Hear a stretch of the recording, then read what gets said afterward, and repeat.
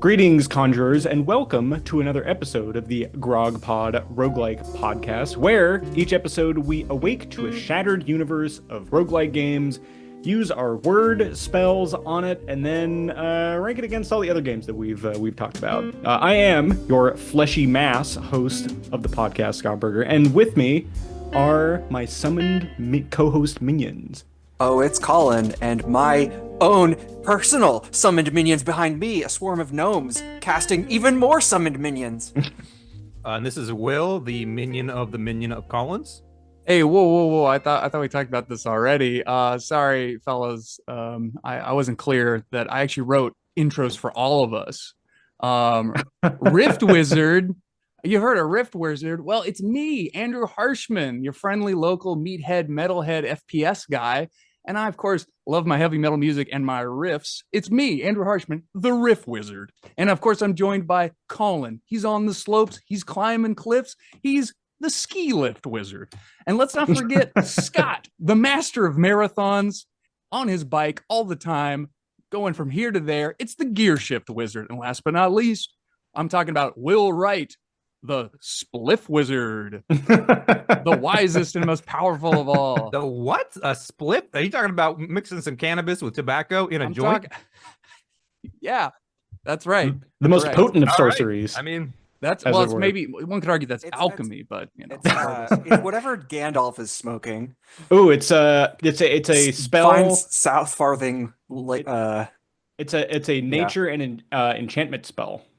Ooh. Is what it is. But anyway, this week we're talking Rift Wizard, not Spliff Wizard, released in early access July 6th, 2020, and released out of 1.0 September 1st, 2021. This is I believe, Steam exclusive. I don't know that this is on can't find it anywhere else, really. But this was made by solo dev Dylan White, a former ArenaNet, you might know from Guild Wars, developer, and a former Riot developer. It's kind of funny that ArenaNet, the developers of Guild Wars, like their main HQ is in Bellevue, and so it makes me wonder if this is yet another developer that somehow happens to live in the Seattle area. But anyway, Rift Wizard enters the portal here on our program at the number 649th most popular roguelike game on Steam, with 994 total reviews. Your average player of Rift Wizard has about 25 hours of gameplay in it. But Colin, you have one sentence to describe Rift Wizard before the evil wizard Mordred shifts you to another plane of existence. You are a powerful wizard who has forgotten his spells. You must relearn all of your spells and fight through many floors of procedurally generated hordes of monsters and blast things with your eventually OP spell combos. And maybe for you, maybe yours yes. are OP. Also, very much tile-based, turn-based, frustration-based, 8-bit theme, vibe, sound, sights, etc. Yeah, I feel like this game has very much a early NES aesthetic to it. Oof, boy, barely. Which, to be clear, right at the gate, I personally like the visible. I like the visuals, the visible visuals. I like them. But it is a pretty I don't know, rudimentary is rude. Because the art does have a certain charm to it, but it's very utilitarian. Minimalist. There we Garbage. go. Yeah, I think that's the word. Oh my god, no. See, this game has made the bargain, the infernal bargain of roguelikes, where the visuals, well, we'll discuss in more depth, but the infernal bargain is the breadth and depth of the magic system. There's so many different spells, ways to modify the spells, ways to upgrade the spells. They all do distinct, interesting things. You open up your spell book and there's like a list of all these different classifications and all this interesting stuff, but it comes at the cost of the graphics are non-existent practically. But like, I think this is a great example of how you can achieve a lot of detail and granularity in a roguelike if you're not wasting development hours on things, other aspects of it.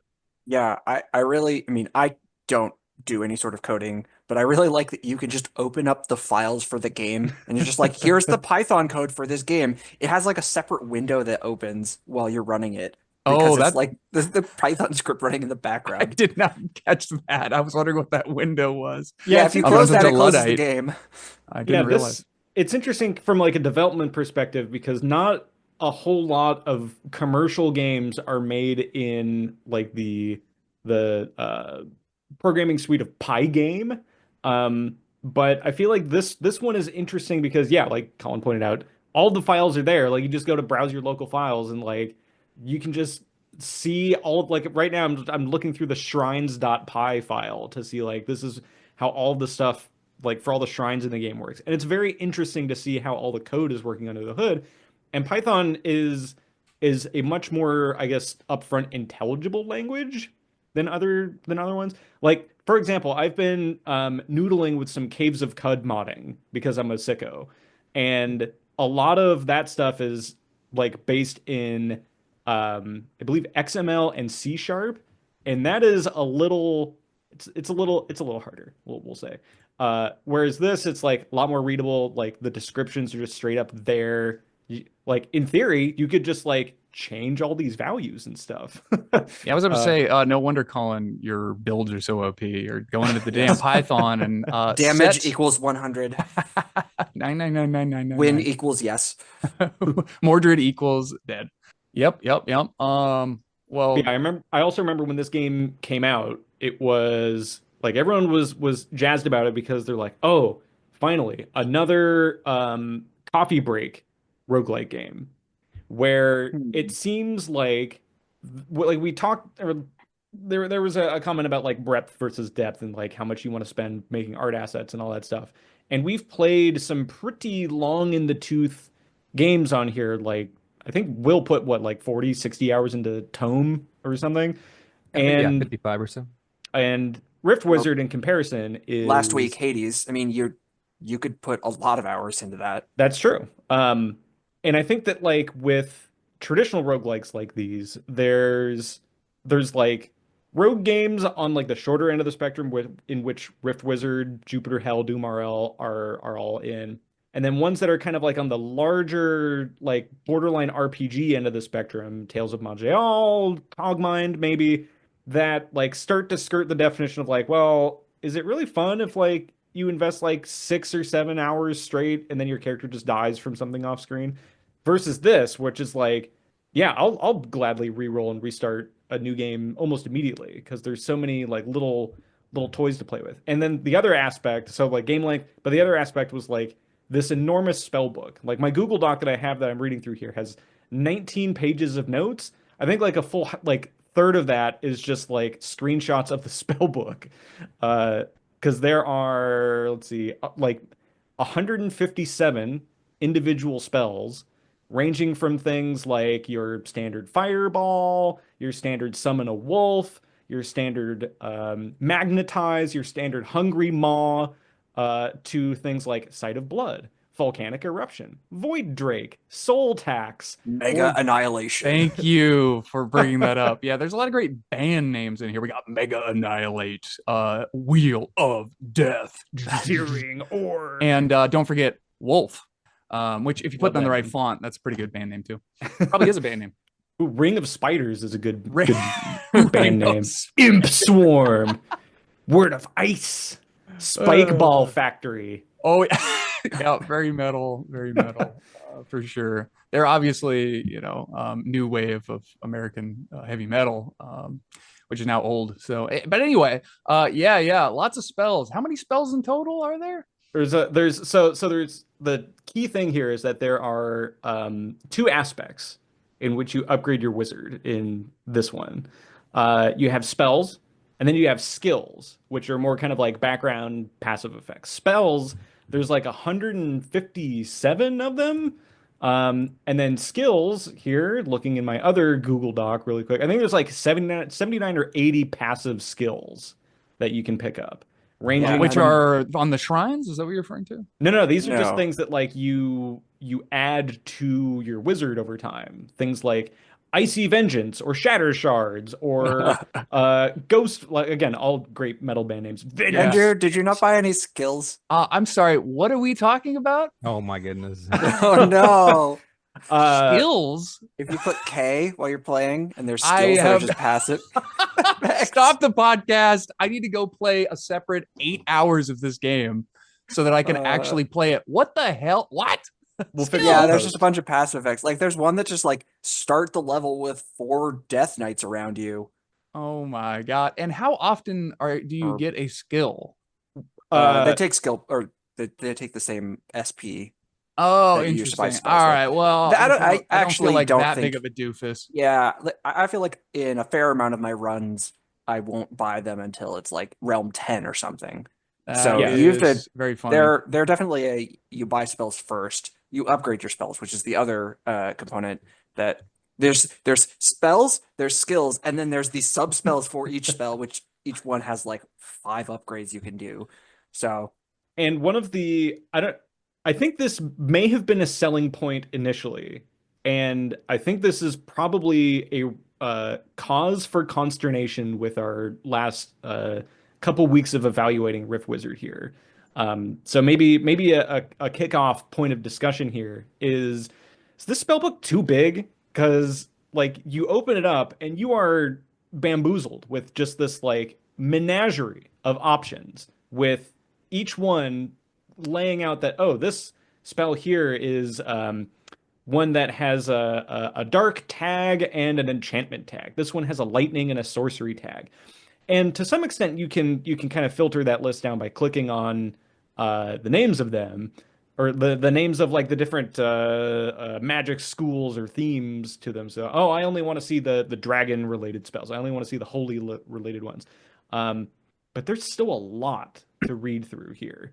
Yeah, so that's one of the big gripes here, and there's just so many ways that you can take the. I mean, you'll find my rating is not so great overall, but like there's so many ways you can make this game better, and one of them is this just blatantly obvious thing. I think is that you have those spells, definitely have all of them. Don't make them all immediately available. The meta progression. I know that roguelike is not, that's a thing that people for some reason aspire to. I don't know why, but like roguelite is what you're after. You want to have a meta progression where you hide a bunch of those spells behind unlocks. And you know, here's a game that's, you might recall, it's called Pokemon Red and Blue. When you start and you going out there, you can find Spearows in the grass, and you can find Rattatas. And so 150 spells, 150 Pokemon. That's, I mean, a Dunbar's number. You That's can what only it get is. level 1 spells when you start off, so that's, Coincidence? Actually, Colin, yeah, that's but- kind of not true, because a pro meta strat that I saw was like, as soon as you spawn into a level, so you start with 1 memory point and use memory points to unlock spells. You would think that like, oh, I'm gonna buy one of those level 1 memory spells immediately. But if you play it right, you can spawn in an area where you can just go and like walk and grab a memory orb, and then you can start with a level 2 spell immediately. Oh yeah, sure. Is Level that 2. Try worth level it? 3. I did that run once. Is it worth it though? I feel like No. in most of my games I ended up getting like 2 level 1 spells just so that I had something. Just right? you're like, When you oh run out of no, mana or what have you? I've run out of all of my spell casts, and I just need to like plink 4 bats. I guess I'll Yeah. just get icicle. It's not Yeah, waste it's a mana probably a better strategy to have those low tier things in your back pocket. But I think Will brings up a great point that having That Dr. Oaks, he says, hey, pal, 3 Pokemon. Here you go. Pick one. He doesn't say, here's 151 Pokemon. One of them I found under a truck. One of them I traded for on the school bus because for some reason you can't get the Tauros or whatever on red version.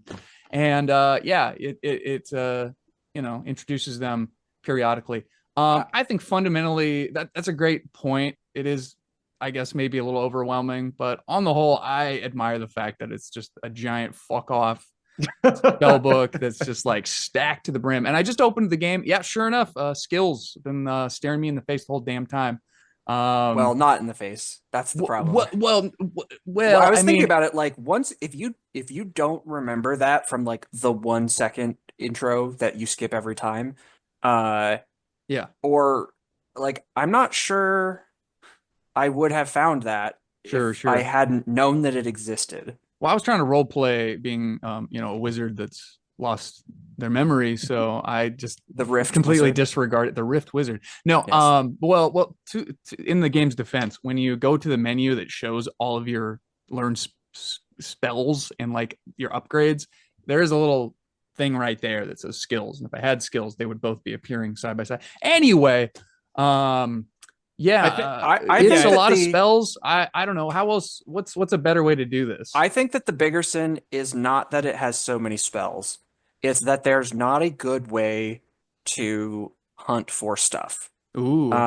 Yes. I don't know how many times it's like, so each spell has like between 2 and 7 sub tiers that like sub upgrades that you can get once you buy it. You cannot look at those upgrades until after you buy it, which is extremely frustrating because some of them are not good until you get the like 3rd tier upgrade. It's like, oh, this spell, if you kill something, it refunds the spell cost. So it's like, oh, instead of having 7 casts, you have unlimited casts as long as you use it right. Yeah. Like, so for example, like the wolf spell, I found this to be kind of annoying, where like the wolf spell has like, oh, things like you can like do more damage, have more health for the minions. Okay, those are pretty obvious. And then like Bloodhound summons a Bloodhound instead of wolves. What the hell's a Bloodhound? What does a Bloodhound do? It doesn't give you the stats for Bloodhound. Like, right. I don't know what a Bloodhound know. is. And there's a couple that there's not a very good wiki on either in the game or on the internet. And so, I mean, there's like that one guy who did some project and it's like, I just go type it in. Yeah. It's kind of annoying. But yeah, it's like maybe the Python code is the wiki. Yeah, I was about to seriously. Yeah, there you go. There you go. But there's some other things that I think they actually need more tags for the spells because I wanted to search for stuff that's like AoE, damage over time. Oh, like I wanted like some ways to categorize them, and I wanted it to be like a little check button where it's like include spells with sub skills. Like does ice damage? Like okay, that's true for many of the ice spells, but like you can get like ice bear or ice wolf. I don't know. One of the summons gets like some of the summons get ice stuff if you upgrade them right. Or like and you want to know that like, oh, like that's something that I can think of ahead of time with this build. Like, oh, I want to have that in mind. Because otherwise your option is like click on the ice tag that's there, scroll through the list of like 20 spells that are there, and then maybe one of the sub spells has something that synergizes question mark? Or like I'm doing a conjuration build. Okay, here's 17 different animals you can summon. Look at each one and try and figure out does it have a sub thing that does dark damage so that it synergizes with my dark conjuration build. I don't know. Now there is a game. Real quick though, I want to offer a counter to this. We were just talking about how this game is fast. It's encouraging you to experiment and to try different stuff. And if you die, who cares? You lose 10 minutes of progress. That's true. Yeah, but it's also dumb to lose if you just are like, oh, I thought it did this, but it doesn't.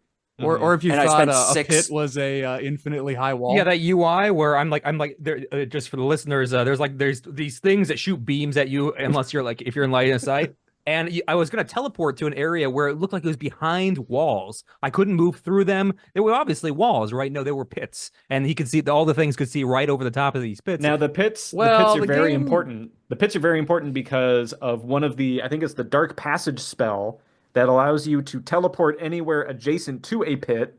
Metal. Also, you can shoot spells over them. Or the volcano. Volcano. I feel like there are many levels where just like it's just there are no walls, there are only pits, and it's brutal. Like, hey, look, I can shoot spells over these black voids that are very obviously not walls. Yeah, sorry, Will. I mean, on the one hand, I did make that mistake like early in my rifting.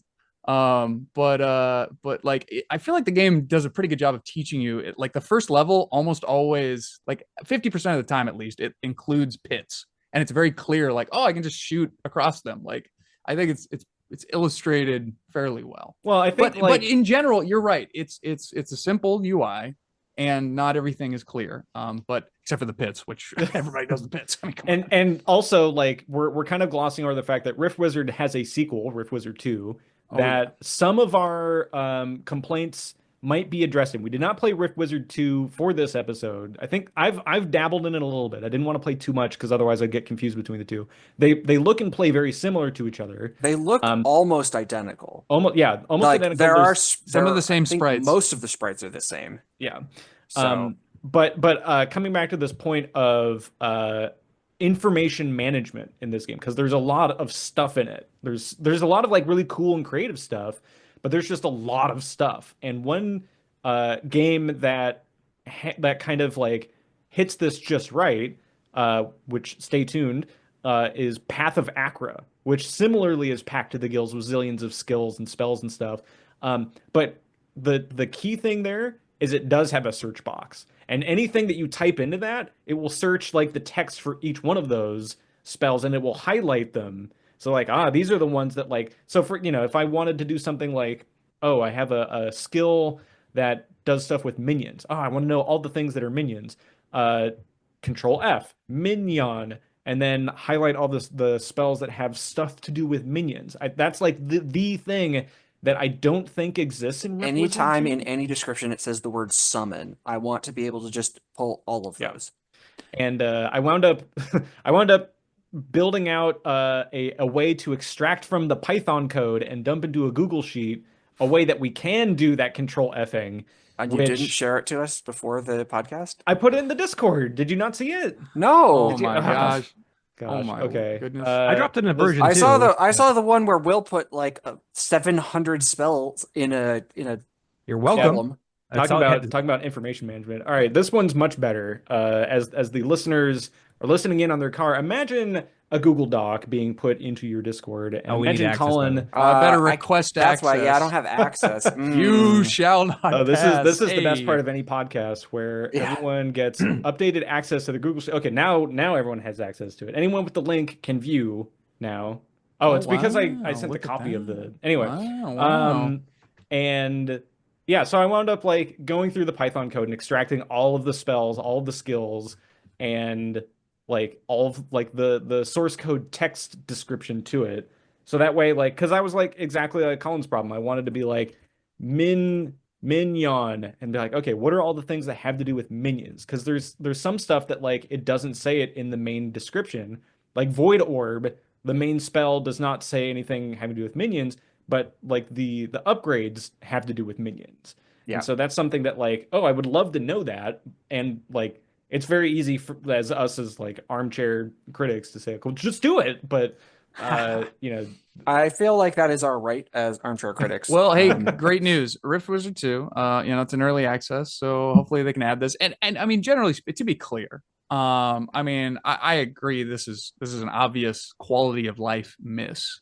I don't know if it's it's a huge issue. I don't think if it's a reason to say that this is worse than all the other games we've covered. No, I think it's just it's something that keeps me from. It's a point of friction.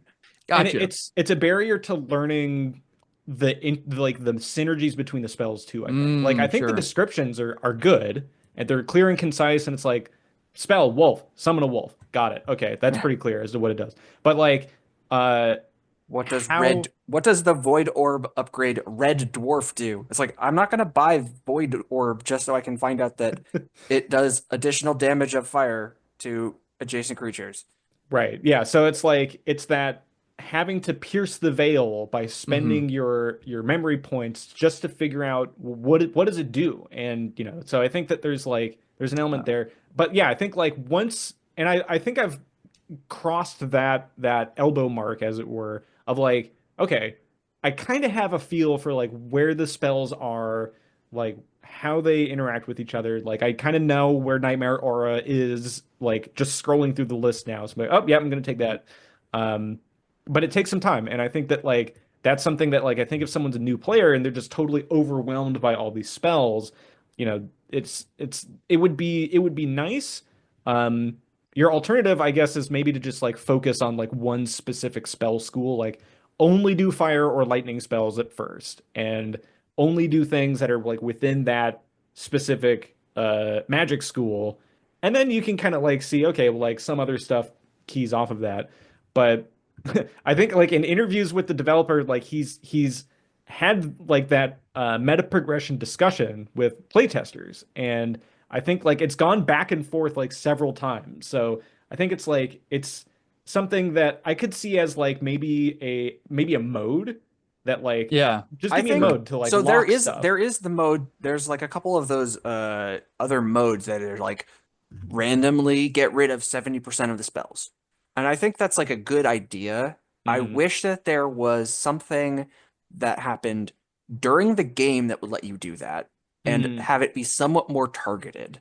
Like get rid of all schools of magic that you don't already have a spell for in exchange for something. So it's like, okay, I only have dark, Oh. holy, and Yeah. nature. I guess that's all I'm doing now. But like You could for like sacrifice an entire school of spells for yeah, some something devious where you reward. can sacrifice complexity of your builds in order to uh gain some power and also decrease your cognitive workload.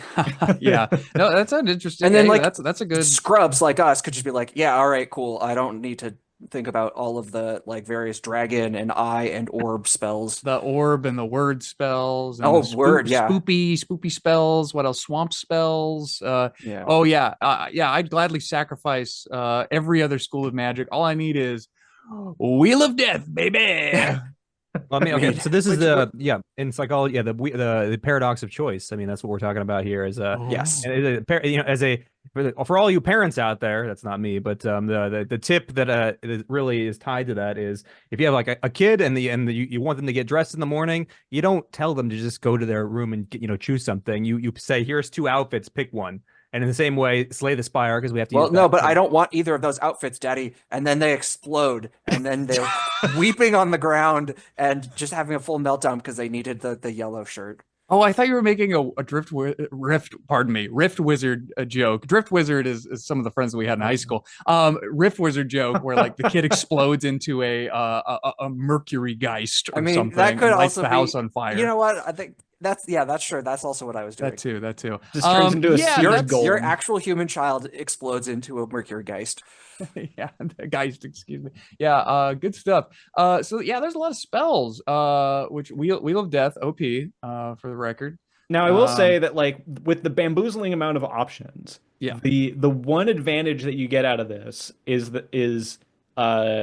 what is it, like text switching like options, such that like if you are like okay, like building up like a really dark heavy build, and then all of a sudden like, oh, my only options are like portals in which like dark is like totally resisted, and like, oh, this build is not going to work at all for these levels. What do I do? Well, lucky for you, sorcerer, you can just straight up take a different school of magic at any time, and then now your dark spells can redeal lightning damage on hit, for example, or redeal like waves of fire damage. Or if you're all fire and you come into a level that's all fire resist, but now I have a thing that ties like ice clouds to that in some interesting fashion. I feel like the paradox of choice here is interesting to debate about, because yeah, like you could very easily do like, all right, I'm gonna pick this spell, and then the only things that are listed in the spell book are things that like strictly synergize with that. But that limits you from starting up an entire new tech tree branch like that's completely unrelated at any given point in time. Which I think is an uh, interesting approach. And I kept wanting to say that like I wanted the limitation the first few times that I was playing, but now that I've kind of now that I've joined the elite ranks of Mordred Slayers, Yeah. I think Hell like yeah. having the option to like respec my stuff at any given point is nice. Maybe I just really want like a roguelite mode of like, okay, I've killed so many monsters or so many wizards with things. Now I've unlocked like this spell or this spell to like give me something to chase on.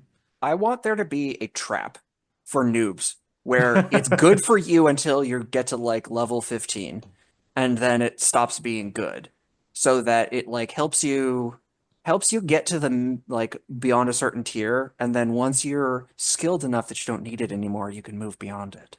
That's what Wheel of Death was for me almost, because I invested so much into that and I didn't realize that there was a spell specific or a passive skill that like reduces the dark resistance. But anyway, yeah, like I think that would be cool. I think like for a large part, there's only like 3 of the Archmage trials that are interesting out of like the 10. uh there's the ones that have like the spell book, a big chunk of that removed, a big chunk of the skill book removed, and then the one where the only spell that you have is Wolf Summon. Yeah, that's Like, the only one I've heard people Wolf talk about. mode. yeah, because the other ones were like, what is it? Just looking at it a second ago here, and Giant Slayer. All enemy units have 300% HP. Not interesting. Flame Fest. All enemies have 200% HP. Only fire spells. Maybe like the extra tankiness of the enemies just kind of seems. The game's already hard. It doesn't actually need to be harder. Flame Fest, isn't that the nickname for the Omega Bowl? Just a giant flame war between the. from Gonna our go to YouTube Fire comments. Fest. All right, right. FYRE. So, well, hey, wow, there, as I said before, this game has made the infernal bargain, which allows it to have so many skills, so much stuff going on. It's really cool. It's good, but golly, Scott, what is the story? Ah, yes. Well, the story in this game, and actually, I think like this game, I was harping on. I think it was a pre-Andrew episode of Shattered Pixel Dungeon, where I was like, "There's no story in this game." Blah blah blah. Like I'm a big sour grapes about it and everything. Rift Wizard, in comparison, has a black screen with just white text on it. But I love the text here because I think it adds so much like flavor to this that otherwise, like if this didn't exist here, I feel like the game would be like, it's still fun, but it's like it just adds a little bit extra spice to it. So literally like Agreed. 2 seconds into the game, click new game, you're greeted with a wall of white text from a very NES style saying, "Welcome back, wizard, to the ruins of the universe," which I'm just like, I'm 100% on board with that one sentence. You could just say that and I'd be on board. Continues, "Eons have passed while you slumbered. You have slept walk across many worlds. The universe, once ordered and beautiful, lies in chaos and ruin.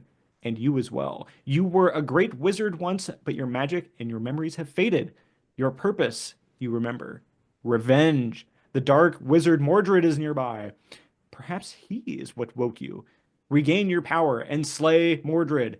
And then bam, you're in level 1. That is the entirety of the story of Rift Wizard. Well, there Fantastic. is a little bit of stuff at the end after you beat Mordred, but I think like that is just like it's clear, it's concise. That's all that's like the MVP that I need for like a story in a game. Just like set something up.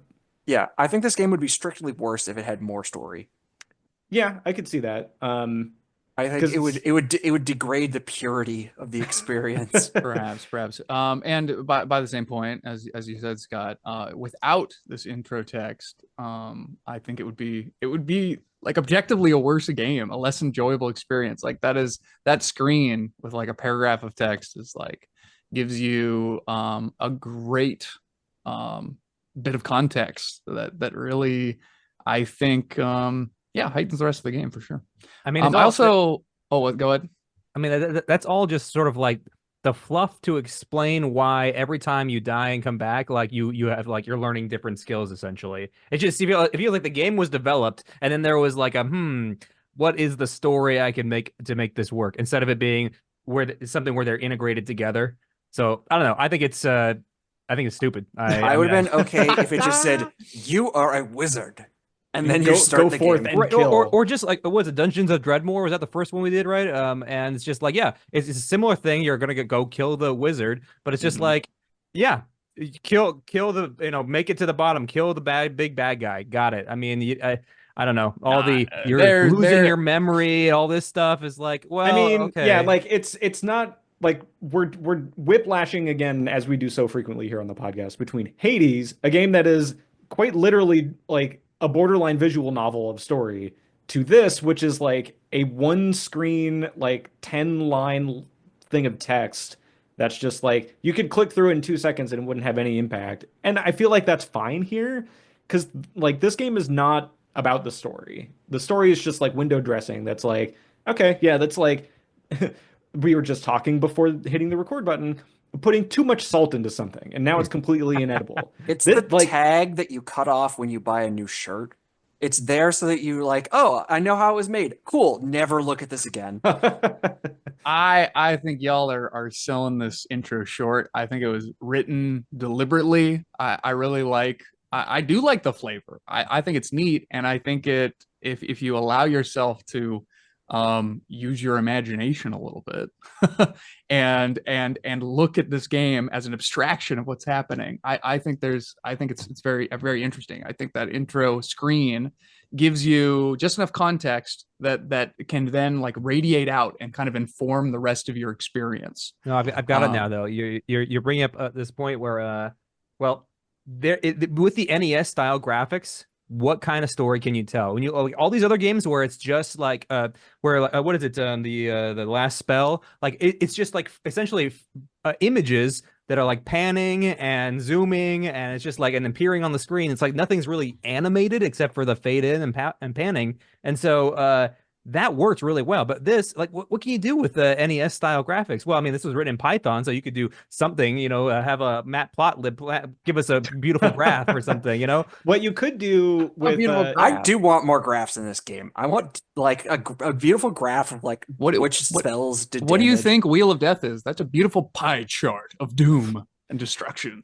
I think with this kind of aesthetic, you could pretty easily do like an intro, like fade in to just like a static screen, NES style color palette, pixel art of just like, you know, your blue wizard being like woken up by some tumultuous thing, and then the red wizard like off in the distance. Something pretty easy like that. Yeah, The like victory, a couple like chick chick, and then the red wizard teleports away. yeah. That's The perfect. victory Wow. the victory you screen go. when you defeat Mordred, it just says victory. Mordred is defeated. Order and justice will soon return to the universe. Again, excellent. Exhausted, you fade from consciousness back into sleep. Perhaps this time you may dream. Ooh. And if it was just like some like static image of like the, you know, Mordred the red wizard like exploding or something, just and like the blue wizard just like napping on like a pillow, like that's all. Like you don't need it. Slay the Spire has That's a what I was couple gonna of say. like still images there at the There end. you go. love a good still image. You do want to feel like, you know. I actually didn't remember that there was text at the end Oh, when I beat it. I think that's another thing you can accidentally click through you really were too fast. overjoyed. Well, as I've made a point of saying that I don't like README document victory screens. And it would be nice if there was a bespoke custom graphic, because, you know, back in the day, you know, that's all we had. Like into the end of an NES game, like part of the excitement was like, oh, what new art asset is going to display at the end of this game as a reward of What sorts. if there was like a NES box style art? You know how they like the art for the box and the manual always Yeah. like wildly out of character with the game. There's Sure. like the only image in the entire game. It's just like a 90s style like animated just guy. Animated guy, yeah, with an artist that didn't get a very good briefing and it's just drawing them completely different. Yeah, well, I mean, again, you know, I would have loved to. It'd be awesome if there was a little graphic or something like you're describing, Scott. But I don't think there has to necessarily be that much more, because again, you know, the focus on this game is that big old spell book. How about Pac-Man? Do you remember being super excited about seeing, you know, once you made it 5 levels, 10 levels, I don't remember these, and you're like, oh, what's gonna happen next? And oh my goodness, the ghost is chasing me, and then and so yeah, right, sure. I know exactly what you're talking about. I think that would have been just fine. I don't know. I guess I'm just saying. I think that it's a very bare bones game. It didn't have to be. There's so many areas that could have been improved, and it just was not. Well, I think like this also may have just been sort of like a tech demo playground, more or less, of just like, hey, like I have a bunch of ideas for all these cool spells. Let's just build a playground to like nuke stuff with. Sweet. Because I think the sequel Rift Wizard 2 has kind of taken some of these ideas and polished them up a little bit. I think like the presentation layer, what I would want from like a Rift Wizard 3 is maybe a little bit more focus on like the presentation aspect. Because like the systems are there, like the game plays well, but like, the difference between like NES games that have like, zero or like extremely minimalistic art and flavor or animation to them that still play really well, but like I think those are enhanced and made better by those investments into that kind of animation art style. Like I'm thinking like the difference between like NES Contra 1 and SNES Contra 3. Like two, like they both play like, tough as nails, you know exactly what you're getting for.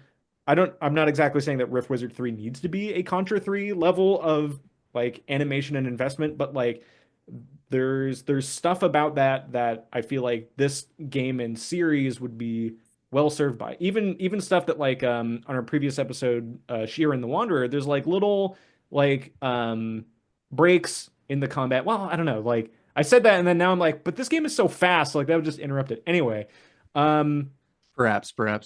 I think we need to talk about some of the enemies, Yeah. Sure. Oh, this game has some great enemies. including Well, I felt like I was cutting you off. Well, Obviously the ghost frog. Come Gnome. on. You got the Yeah. ghost frog. You got every type of dragon you can think of. You got hydras. You got tiny bats. You got big bats. No, but seriously, there are like some interesting kind of unique fantasy monsters that aren't like super copy paste from other sources, like the Mercury Geist we mentioned earlier. Like I thought that was kind of cool and novel. The game's full of like cool and novel characters, including satyrs that are carrying around, based on the pixel art, martini glasses, as far as I can tell. I thought they were wine glasses, but That makes more sense. I do like the idea, like the very minimalistic art here. I think works with like the charm of the enemies, because like you only have, I don't know, maybe like 40 pixels to work with or something, and like 2 frames of animation, but like they just look all so silly between like even just like your base like there's one called the green mush boom that is a mushroom with a mean looking face on it that spills like poison spores that I hate the poison system. But like giant spiders, troublers, evil fairies, you just got straight up vampires, polar bears, phase spiders, blood bears, bone shamblers, minotaurs, giant toad, false prophet, mind devourer, glass golem, ice worm with a Y. You got your Draco Lich, your Titan. Oh my God, how could I forget the Titan? Floating eye mass, gold skull, Twilight Knight, all over like, yeah, cockatrice. What more I mean, could- there must- Void There's Hag. all these cool enemy spellcasters too. You got liches, you got fire mages, you got swamp hags, you Bird got wizard. don't forget the avian wizard, which I it's misread initially. I was like, bird oh, wizard. I don't know about this game. I kid, of course. There was a certain point in one run that I was doing where I was literally just picking portals based on like what enemies were in it. I'm like, oh, that sounds like a fun, cool thematic fight. Let's go. Like I want to duel this pyromancer on a cliff. Yeah, like on the edge of a pit. one that I fought was, so like as you progress through the middle game part of this, you'll be encountering like elites, and then like actual like Mordred is not your only sorcerer wizard that you're fighting. You're fighting other wizards throughout the game, which are like very interesting and cool. Like the Twilight Seer, who is a living, dark, and holy enemy unit. And all the sprite work for them is really fun and cool because they look very thematically similar but different than your little blue wizard guy, and they have like all of like the same spells that you do, and like all the same passives and things that like, oh shit, this is like a straight up like 1v1 wizard battle, and like will my army of summoned skeletons like beat his army of summoned hellhounds or something? Yeah, and that's what I'm talking about. This game is full of these cool situations where like if you take a minute to slow down and look at the screen and go, okay, what is being expressed let's think about what's actually happening in game. It's like really cool. Yeah, these two warring armies crashing against each other. It's like a Magic the Gathering duel. It's sick as hell. But I do have a question. What the hell's a troubler? It's Rubbler. It's like a floating it's an egg that teleports It's an you. egg that teleports you. It's very troubling. Very And it has troublesome. it's got a face on it too, right? Yeah, they do. it's also really annoying to fight. Like, full of let me get trouble. close to you. Full of Yeah, trouble. Full of trouble. I think the creativity with some of the enemies here. I'm kind of fumbling the ball with like I like how there's little details like where like the werewolves when you defeat them they turn back into a naked man, just a naked scraggly man like Homer Simpson from that Sasquatch episode, and like goes running off. Or same thing like the orcs. You know, the orcs are riding on boars, and of course you kill the orc, but then the boar is I don't loose. think any individual enemy has like is like, oh wow, that's so creative. But I do think that like the breadth of things that they can do and the number of enemies and how they're all kind of how it changes how you play each level when you combine them in different things. Like, there have been Sure. so many times where we're like, okay, I need to look at these two portals very closely to try and figure out like how is this going to work? Mhm. And I think that's where I enjoyed like the variety of the enemies because like there's some times where it's like, oh, this enemy by itself, not a big deal. But like the combinatorics of it plus this other thing that'll be healing it is going to make this an impossible level for my current build. And like how like understanding how all of the elements of your build interact with the elements of each realm is really, I think that's what makes the enemies interesting. It's like Because how no, they you're totally right. how They they combine into the gears together. totally, totally. With level Yeah, design as well too, because like some levels can be like very like heavily choke pointed in with like very lots of like narrow hallways. Some of them can just be big flat open arenas with lots of chasms. And I remember having this one like very tense battle with Kronos, Titan Immortal, who is a Whoa. fire living holy unit with 1200 HP, does 35 physical damage for melee, and he shoots 7 range fireballs that have a 6 radius explosion. Uh, Jesus. and he has like a 1 life to him too. So you have to kill him twice. And I was running through this. I'm like, oh, well, obviously I will just like death roulette him from across the map until I ran out of spells for it. And then I had to like run up and like get up within his like fire aura and take damage and like drop mega annihilates on him before I before I died from like proximity fire damage. And it was like super intense. And I'm like, oh my God, do I need to like figure out how to go and like pick up one of the memory orbs beforehand and pick up like a different spell to nuke him with? Like that I felt was like a super interesting and fun experience that like yeah, like you don't get in any other kind of game of this style. For sure, for sure. And to the point I was, have been making throughout the episode, if a bunch of time had been spent making this game pretty, I don't know if necessarily we would have gotten those cool, interesting battles like that. And yeah, Colin, you're so right that like in addition to there being a lot of depth to the spells, there's a lot of enemy variety, and yeah, all How of this many? leads to there being How many got to enemies? be 150 Pokemon. All this leads to like the game being full of interesting choices and analysis. Like every level, you have to choose which portal you're going to go to next, and you're analyzing. Okay, you get a preview of the next you can go into the portal and see what you'll be up against. So you get a preview of the rewards. You're analyzing like, okay, how am I going to use these rewards? Oh, is there a shrine? Do I want to upgrade something? All right, now let's take a look at the level layout. All right, now let's take a look at the level, like what monsters are contained within. And I think, there's a lot going on, and it leads to interesting opportunities for you to strategize. There And are 150 enemies, Volcano Turtle, Red Fiend, oh man, Elf Lightning Lord, Mind oh, Devourer, Ghost Mass. But yeah, I think Are there like any brain gorgers? let's Control F for original idea, do brain. not No, there's no steal. brain related. How about Gorge? Oh, that's a big miss. A green Gorgon, but it's not a Gorgon. Anyway, I there got are- a list of 180 in my personal list of creatures. And Ooh. I'd be interested to know what the overlap is there a is. brain Pokemon? there has to Is be there a at this Pokemon point. that's There's just a like brain that's floating around? there's like 5,000 Pokemon now. So I there know, has to that's what be. I'm saying. Like, I'm curious. Have they gotten to Uh, the point where they're making brain Pokemon? I know they made like keys and swords and shit. So Ditto kind of looks like a brain.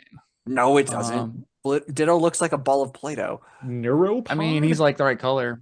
I'm asking Yeah. Claude. These which are the Pokemon smoothest of smooth brains. represents.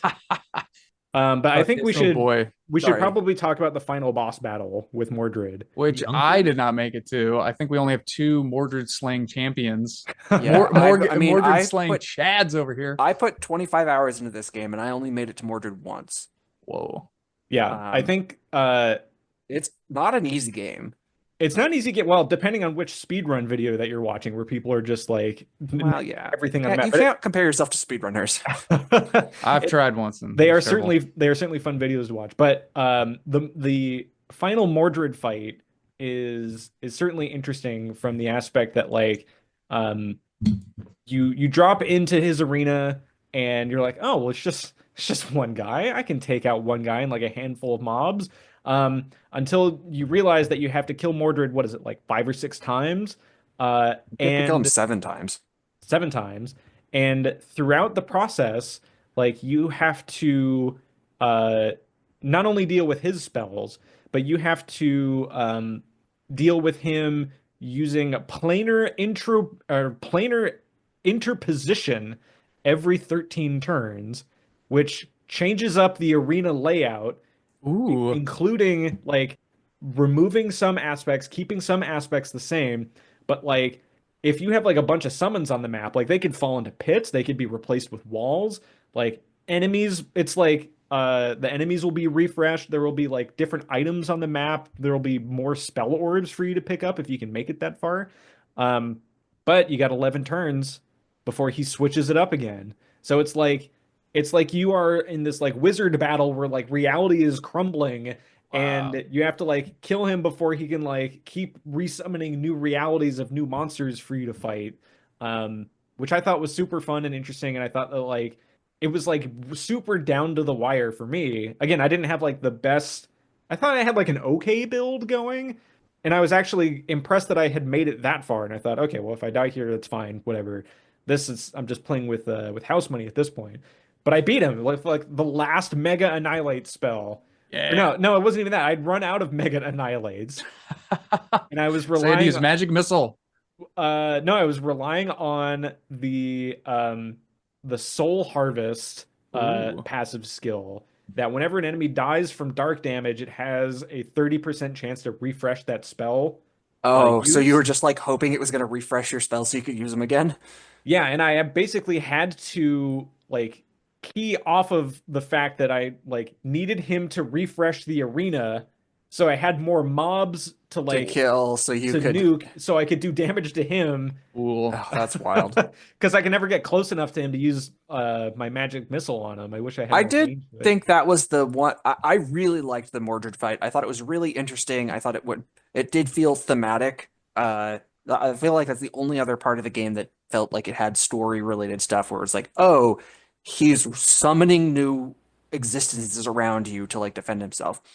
But I did find his specific spell where he like swaps spots with you or like teleports you across the map to be really annoying because it was hard to get close to him. Right. Yeah, I think if you had a I had melee to build, build- you'd be hosed. Yeah, I had a build that didn't really matter, but like if you were just like, I just need to get close to you to do anything, it'd be maybe not a hard counter, but it'd be a pretty good counter against that build, which would have worked for the rest of the game. Right. For sure. But All it right, was now I haven't seen the Mordred sprite. I'm looking it up right now. He's a red wizard. I'm gonna do a live review. He's literally just yours. You're right. It's yeah, he's just your but sprite but red. That's Yeah. awesome. How delightful. How charming. One person did all the art, right? The art and the music Yes. I believe was so, done by yes. one person, but the game was designed by another person. Is that Yes. correct? But I'll What a dynamic duo. Yeah. Fantastic. I feel like this rounds up to a solo dev effort enough. But Sure, I yeah, I think that suppose. like even just looking at the screenshot that I have here of the Mordred fight, where like there's just like tons of walls and like floor tiles. Like it looks like good to look at, and there's like not a whole lot of complexity to the walls or anything, but like there's a certain amount of charm in its simplicity that yeah, like if it was like up to like Super Nintendo graphics, it would, it would be different. I don't know if it would be better, It but would be yeah, better. like I think I mean, it's like it's. I was looking at some I NES mean, games. I think perhaps. it's somewhere in the Yeah. in between. It's got more colors than an actual NES game. hmm. Oh, I right. think we Color forget how palette, sure. bad they look. Ha ha ha. But yeah, Sure. I'm not sure. So I was thinking about this while I was playing the game. There's a lot of information being shown on one screen. hmm. Would it be hard to physically fit all of the stuff that's on the screen if there was more visual, like visualization? Like, I don't know, like based off, I'm just looking at the sprites and they're very small. I don't know if you could make them look that much better just Oh, without I them can answer being that invisibly question. small. I don't know. I didn't even think about this until like today, basically. When I launch Rift Wizard, it takes up about half the screen, and I never bothered trying to change that. It's Hmm. literally just half, and I was like, oh yeah, maybe I should like try to full screen this. Oh Hmm. well, and I think it's a setting on my monitor. But so yeah, I think you could, but I get what you're saying. Like especially late game, like there's a lot happening.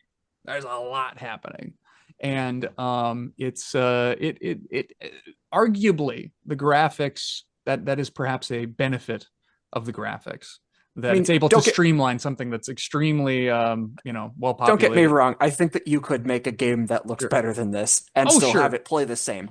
but But I I do think think maybe that this is there's, a yeah. potentially a soft strength of sorts. Um, let's talk about the music. How about that music? What do you have to say about the music? I know Will didn't listen to it at all because he turns off music immediately. Um, The music very much singular. It's the mostly yeah, one the track. music. Again, like because this game's all of its assets are like freely available to look at in the game. I'm just browsing here. Oh yeah, could I There just add more music in there?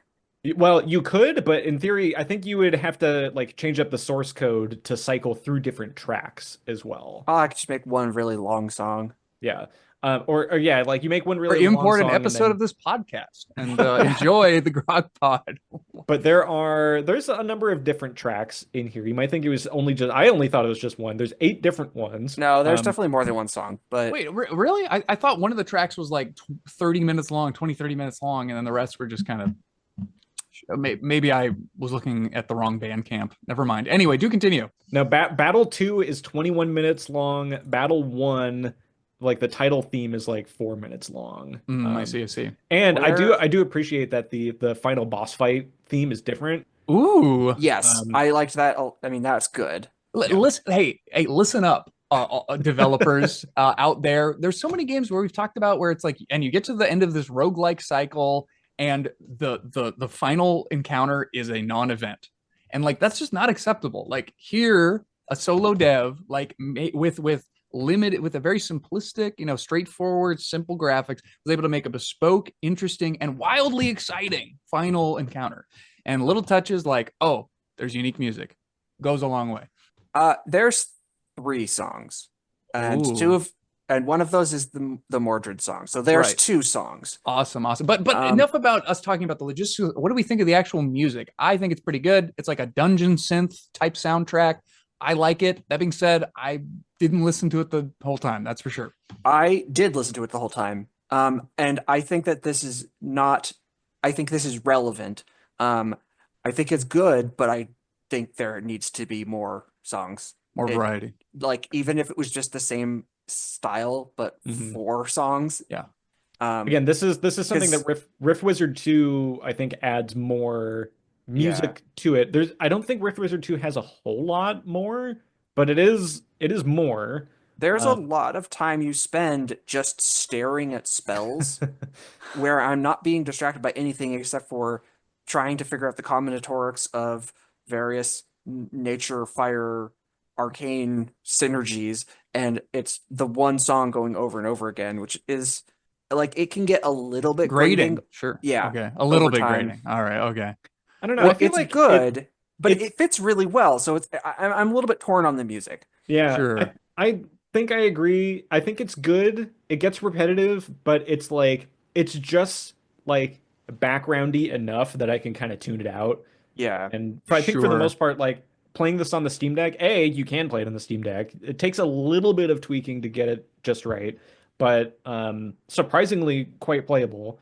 And yeah, I think like for the most part, I just had it muted just because otherwise the music could just be like playing on a loop in the living room, and then I'm sure I would get like a pillow thrown at me or something. But yeah, I thought it was fine, like good generic background music to just kind of like zone out to some degree. And then like that final boss fight theme hits and the music switches, and you're like, oh shit, like gamer mode innate, like engage, lean in 20%, and you're like, all right, I have to focus here. The music, like everything is so different.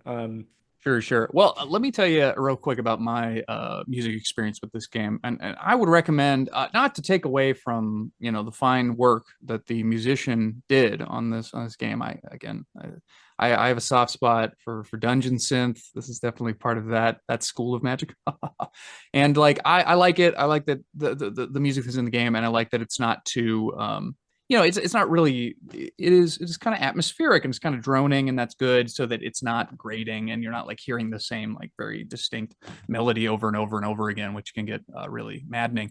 But most of the time I was playing this game, like I entreat everyone to sit down with this and put on a really good like black metal or death metal album. Fire up some Emperor, fire up some Bathory. Just go like download the soundtrack of The Last Spell. Maybe, but that would work potentially as well. But like and if it's thematically appropriate, like great. If the song track is like, oh, the pyromancer's wrought will upon the ancient battle side or something like, then and the more Norwegian accents, the better. And like you just kind of like sort of zone out a little bit. You let your imagination go wild. You really start kind of analyzing what's happening and on the screen, and you're gonna have like a good epic time, and you're gonna go on a fantasy adventure that is the likes of which you haven't seen before. Look up some background music from Choir of Angels, Combust Poison, Death Chill, Basilisk All my Armor, favorite. Ether Swap, Amplify Venom, Toxic Spores, Mega Annihilate. Scott is naming off my Spotify Wrapped list. Will, I'm curious, you what you were listening to when you were playing Rift Wizard, because you famously almost always mute the game and listen to were you listening to NPR or something? No. In this case, actually, I did not mute the music. I just turned it way down, and I didn't listen to anything. you listen to silence rather than you brute forced it. I would prefer silence. But did you mute the sound effects, which are chunky and charming, and I love them? I did not mute the sound effects. I found them to be inoffensive. I would use the word sufficient, but I just have such a negative perception overall that I can't use that word. Adequate. Oh boy. Oh no. It's not. You're being a real adequate. spoil sport. Be a real Mordred over here. Well, I feel I think Mordred is actually the good guy. You're presented there's a twist. There you go. This whole time your memory's coming back to you. You were actually the evil thing they tried to put away, and now you're coming back, and you're okay. I like this theory. Are you saying the wizard? Right, go on. Are you saying the wizard that has invested into Word of Madness is not the good guy? Well, Nightmare Aura and who every every couple of hours summons a horde of like flaming bat monsters. Mordred's actually trying to run away from you. Yeah. He's never trying to kill you. He's like, please go away. Come back, Mordred. You need to listen to this CD I just burned from Imp Swarm. Imp Swarm. Yep, there you go. Dragon Roar. Many umlauts. Yeah, I think like the sound effects, again, like the NES style aesthetic here is either going to be your thing or not, and that's fine. But I think like for how like chunky it is, I think it just nails the vibe like perfectly. Like the little steps you make as the wizard, like or like the big monsters like ka-chunk ka-chunk, like just sound so good and have their place. And then especially like once you clear out the level and you hit that like pick up everything on the level automatically button, and then it just goes skitter, skitter, skitter, skitter, skitter, skitter, boop, skitter, skitter, skitter, boop, skitter, skitter, skitter. It feels so. That the skittering is outstanding. Yeah. That's going to be the door prize for this game when we get to the Omega Bolt. Yeah, I love it. Good stuff. But yeah, I guess like Rift Wizard 2 stuff. I think like if we ever cover Rift Wizard 2, it'd probably be like bundled with like, and here's like some other games that are basically the same game but just like sequelized versions. Does a few things like very differently. Like the aesthetic is still all the same, but like there's an equipment system in Rift Wizard 2 with like randomized Cool. items and scrolls and things that you pick up that you can get spells that way. Multi-tile monsters, which look pretty dope. New wizard variants to fight. There's proc gen monster variants that like instead of fighting like like a bone knight of this kind, and then like it's the bone knight again. You fought ogres, but had you fought fey ogres, lich ogres, burning ogres, were ogres. So cool. All right, sure. That so there's like a little randomization table. So yeah, get some fun variants. That's cool. A big one is that health and spell points are fully recharged at the end of every level, but there's way fewer potions to refill them. It's harder to come by like the memory points throughout the game, so that forces a little bit more creativity instead of just being like, I'm gonna bank up a whole bunch of stuff and then like go ham with the spells. Yeah, spell upgrades are more powerful but limited to 1 per spell, I think is kind of a big one. And then another big one, free portal rerolls at the end of each stage, but you're only limited to 1 of them. Yeah, I was watching I haven't played it yet, but I watched a little bit of a Let's Play while I was eating dinner tonight, and it seems like it is Rift Wizard attempt 2. Like, yeah, I appreciate that he's like, okay, I got to a pretty good stable game rather than changing this game that I've made dramatically. I'm going to make a second version of it, and it's pretty much just going to be me continuing to develop that first game. People who like the other one can keep playing that. People who like it's like 2 versions of the same game. Yeah. With slightly different, with slightly different development priorities. Yeah. So I appreciate that. And something that you can only do with a very simple game where you can like modify it quickly and easily. Agile in action, folks. So what do we think of the controls? I think this game controls like beautifully. Like most games that look like this are a pain in the butt. Like Cataclysm, get out of here. Come on, give me a break. But like the mouse controls, pretty solid. Just having all the hotkeys and everything, boom, boom, boom, boom, boom. You get into this great rhythm. I think it's really good. Yeah, I think this game excels because of its simplicity. Like something like Cataclysm Dark Days Ahead, which is just, as we've discussed, a menu simulator. This is like, Scott has his hands over his face, covering his eyes. Oh, Cataclysm. Oh. Yeah, when you're listening out there, whenever you hear Scott's like voice change, it's because he's focusing his breath into the mic when he's putting his hands over his face. He's just ripping, just pulling his skull. Cataclysm Dark Days Ahead is my personal nightmare aura. But anyway, I think that like the traditional roguelikes that try to go too deep into the end of like hunger systems, exploration of huge dungeons, like giant overworlds and like 60-hour RPGs, like there's so much more going on, and you have to like have a hotkey for putting the glove on your left hand, a hotkey for putting the glove on your right hand. It just becomes like so like way too much. And I think that games like Rift Wizard or Jupiter Hell or Doom RL are just like, look, and I think Andrew hit on this earlier, like we only have so much like time and budget to like spend making this thing. What if instead of like making this game like 60 hours long, we made it half as long but twice as good, or like twice as focused or something? And I feel like with Rift Wizard, it just hits that on the mark so well. Like everything is so fast that like, yeah, being able to like 1 through 6 on the keyboard to just like rattle off these spells, and then like just like mouse clicking. Like you wouldn't think that would be a big deal for traditional roguelike games, but yeah, like I would like to click go here please, instead of having to like press the L key and then like up, down, left, right to like move to the cursor to the thing, and then hit enter. Like it's like mouse support is something I feel like needs to be standard in traditional roguelike games. And it's not specifically, always... the mouse support in this game like works very well. Hey, did you all know that there's a instant death button? If you have a cat and your cat comes over and puts its paw on number 5 on the numpad, then it just speeds through a bunch of rounds and you die. It's pretty cool. I started playing the game with both hands on the keyboard, and I realized, oh wait, like these mouse controls are actually like solid. Incredible. Wow, good job. And Hey, you had asked, Andrew, I think about like, is this even playable on the Steam Deck? Yeah, like, I assumed it wasn't. Yeah, like I mean, it says it's unsupported, which is true, but the power of the Steam Deck and being able to like map the 1 through 0 numbers to like a radial menu, and then just like thumb up, it's like almost like a joystick. You're just like, thumbing up to 1 to like highlight your magic missile, and then you're using the right trackpad to like mouse over and then just like pull the right trigger to mouse click. It feels really good. Like I played most of this on the Steam Deck, and it felt really good. All right, Steam port, here we come. Steam, pardon me, Switch port, coming to Switch 2. Could you play it on a title? Could you play it on a phone? I think it'd be too. I think it'd be too small. I don't think you'd be able to like visually understand what was going on. I think you're right. It would be kind of fun though if there was a separate mobile version, but I don't know. They've got bigger fish to fry, these devs. Hey, I have a question for everyone.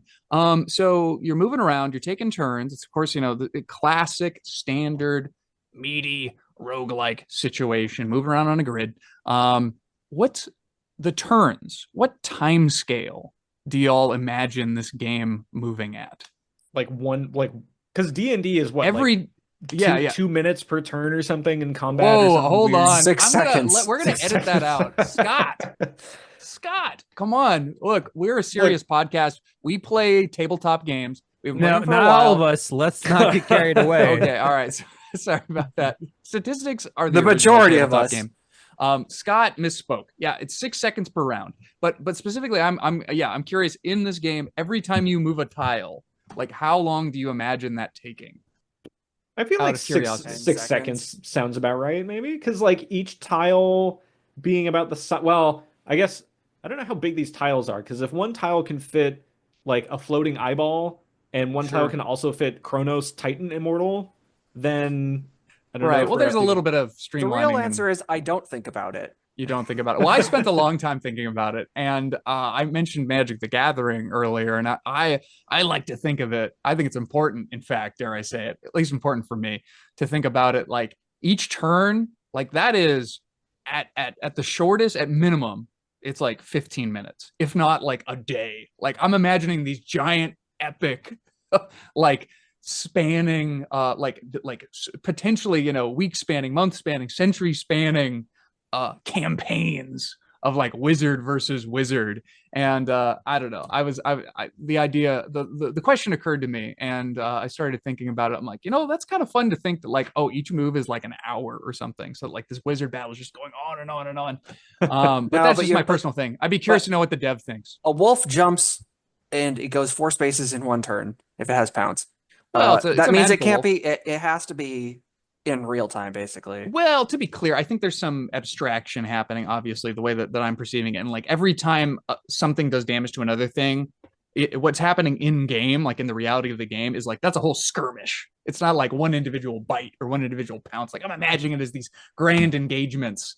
And well, it's the joy of simple games. We can imagine it differently. Exactly. No, exactly. But I was just... It's like reading a book. Like, we don't have to imagine the same thing. That's right. Thank you. Andrew, you can imagine whatever you want. This is true. You can customize your own taste. But I was legitimately curious how y'all were perceiving it, and I'd be curious to know what the dev thinks. But anyway. Well, then, it's about that time. Another thing that takes place in a turn-based order, reviews. Andrew, do you want your turn to be first? I don't know. Let's start with... Scott likes to dole them out in a certain order. Is that right? Well, there's no set format for this, but I think ending on a high note is always a good way to do it. But I think the opposite is better. Have you ever considered doing the opposite?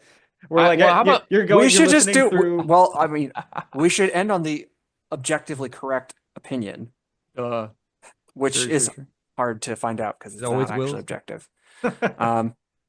I nominate myself. Okay, so check it out. Let's start it off on a tragic note. Hey, check it out. Drift shit. Drift spin. Spin drift. Rift Wizard is the name of the game that we are covering. Pardon me. Um, if this was an actual like proper roguelike podcast and we were like reviewing true roguelikes, like this is top 5 easy, maybe top 3. Like it's a breeze to play. I was putting off playing this game because I thought like, oh, it's going to be a long, annoying tutorial. I'm going to have to memorize a million key bindings. It's going to stink. I am so not looking forward to the tutorial. Wrong. I sat down. Now I did miss the fact that there were skills, but I sat down and like I was playing and enjoying the game within like minutes. And it's like, easy to play, difficult to master, et cetera, et cetera. And again, like just the amount of stuff in this game, because they didn't waste a bunch of time and they were able to invest it in the amount of spells and the amount of monsters and the level of randomization, lots of great meaningful randomization, led to all of these awesome, cool things happening that I enjoyed. If you stop to kind of smell the roses and think about it a little bit, there was a period of time where like I was having this like battle over this like swamp realm, like a swamp hag, and she had like this army. She was summoning all this army of like fungus beasts, like mushrooms and shit, and I had my giant army of spiders. And slowly as I would take over the map, like more and more webs were spreading, and like it was super cool. And then it ended with me and her facing off in the middle of the swamp, casting spells at each other. But oh, she's resistant to that or resistant to this, and I gotta switch tactics and like just cool stuff going on. Anyway, I hate to do it to this game, but like I gave it like what did I give it? A 6.4, which is like number 19. Like what a tragedy. This game is really fun. This game is really cool. It's like it's $8. Like you should play it, and I'm confident you will enjoy it. If you take a little time with it. So yeah, up next we have Go for Will. it, Will. Yeah, it's a 6.4, or no, sorry, that's what you just I gave it a 6. I don't do the point. I don't have that level of precision to be able to give it a decimal. But yeah, it's 6 out of 10. That puts it right next to what is that? Enter the Gungeon and the last spell. Game's Baron. Wow, great company. 6, yeah. So 6 is my bear. That's the cutoff for like, would I say you should play this game? Well, if you're stuck on a desert island by yourself and you got no other game, then yeah, you could play with some crabs, or you can play. I'd say maybe you play this game. I don't know. Yeah, It's better than no game at all. Yeah, it's just like I'll turn off music. If music is silence is better than music in a lot of cases, and so yeah, I'll just add that what do we have here? Yeah, making it so there's a meta progression, so making it a roguelite and having a meta progression, making it so there's a reprieve, sort of a camp area where it's not just constant fight. I feel like everyone does that nowadays because people like that. It's more fun. And gradually introducing enemies.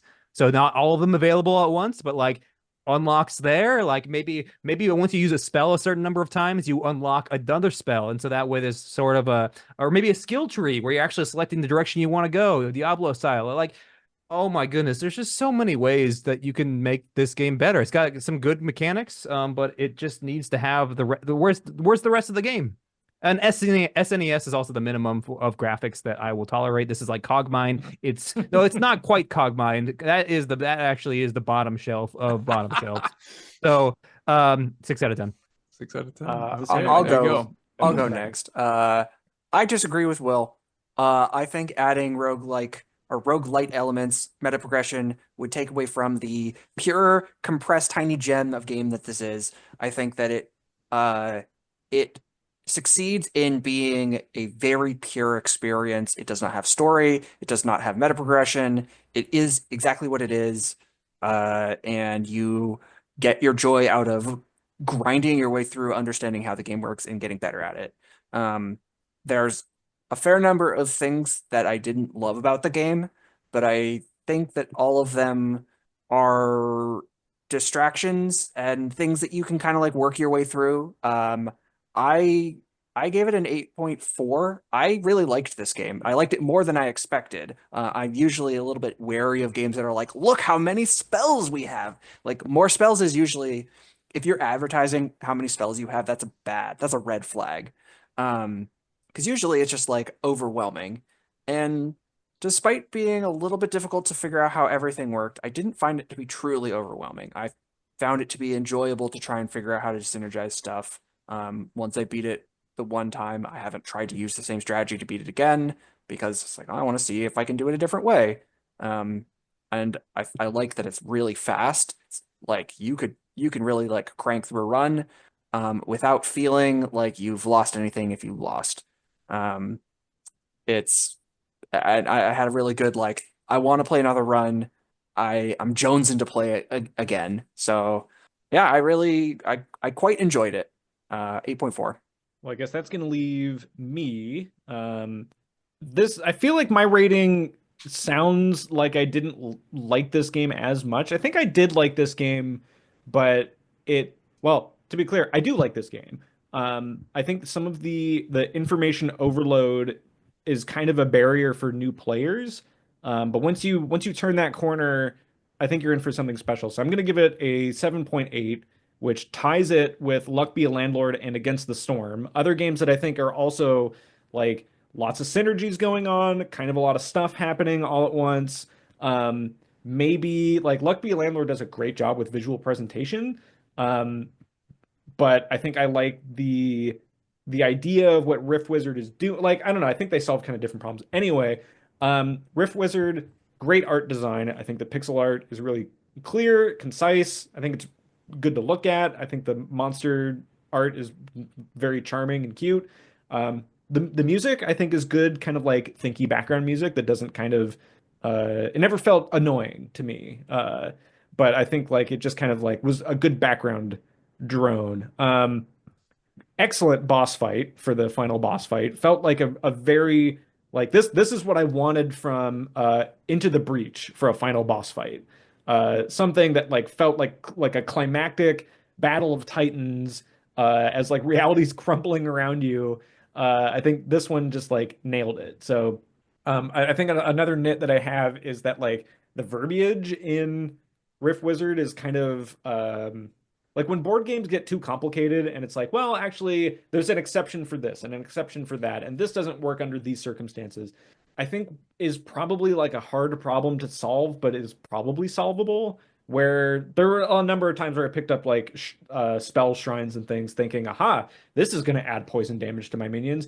Oh, but it didn't because I didn't actually directly summon them. They were summoned as a result of something. So, Yep. there's They were raised. They were Same. raised as skeletons, Oh, not yes, of summoned. course. Of course, raised versus summons. This has got to be a nightmare to port to other languages. But I think given those critiques, I think this game does what it does really well. And I'm glad that there is a sequel because now that I've beaten Rift Wizard 1, I'm like itching to like jump into Rift Wizard 2, be like, okay, let's do it. Let's see what this other one has to offer. Which after 25 hours, you think I would get bored of it, but yeah, I'm certainly jonesing for more. 7.8 for me. That's gonna bring to us some quick recommendations for similar games, similar roguelike games, I should say. Real quick, we talked a little bit about Rift Wizard 2.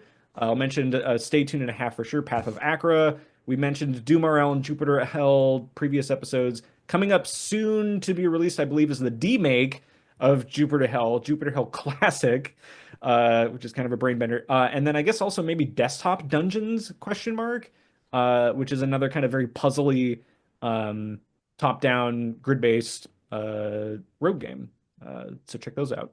But yeah, I think that's going to wind us down here from our Rift Wizard episode. Emails can be shot to grogpodzone@gmail.com. Our Mastodon is grogpod@gamedev.place, and grogpod.zone is the one-stop shop for everything. Andrew, what are we playing next time? Another game that I can never remember the name of. We are playing something that is fairly modern in a lot of ways. Came out recently. Very modern aesthetic, controls, presentation. We're talking about Remnant from the ashes. Number 1, a third-person looter shooter with procedurally generated levels. Come on, folks. I think it's gonna be a good time, and hopefully we'll get to get a little bit of 3-player co-op in with one person, I don't know, being like the coach, walking behind all 3 of us like at a esports event. Looking forward to that. I have played this game through about one-ish times, the campaign, and I'm looking forward to revisiting it. I think it'll be fun to talk about. I've never heard of this game. Indeed, Really? indeed. But it looks I keep cool. wanting to call it Revenant. Yeah. And I remember- honestly, oh, go ahead. The one thing that I remember about Remnant was that it was one of our games that we were evaluating of like, what do we play after the great saga that has ended PlanetSide 2? And this, I believe this was pre-Squad.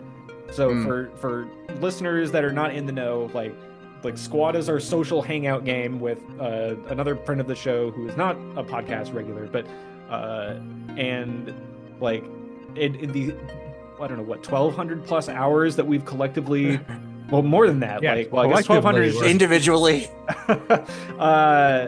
in the before Squad times, we were like, what game should we play next? And then I believe Remnant was one of those, like, oh, this looks interesting. It's like a Soulsy third-person shooter kind of game. This seems interesting. And then, like, once Squad dropped, we were just like, what other games? Well, once Squad dropped, Robert insisted we play only Squad forever and ever. So that's true. Yeah. So if Remnant has a commander view and being able to waste assets on the field, I'll be all in.